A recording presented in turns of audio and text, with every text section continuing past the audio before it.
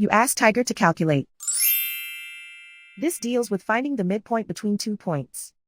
The midpoint between the 2 points is 23,74. Let's solve it step by step. Plot the 2 points and calculate the midpoint using the formula. The coordinates of point 1 are, x1 equals -12, y1 equals 84. The coordinates of point 2 are, x2 equals 58, y2 equals 64. PM represents the midpoint of the 2 points.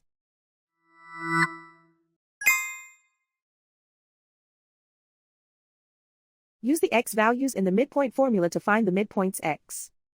x1 equals -12. x2 equals 58. Simplify the arithmetic.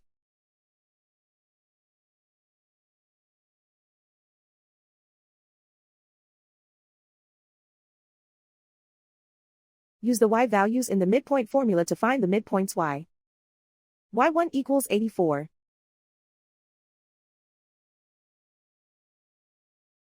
y2 equals 64.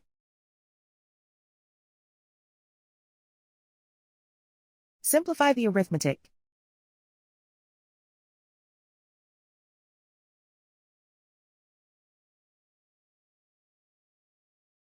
And so, the midpoint is 23,74.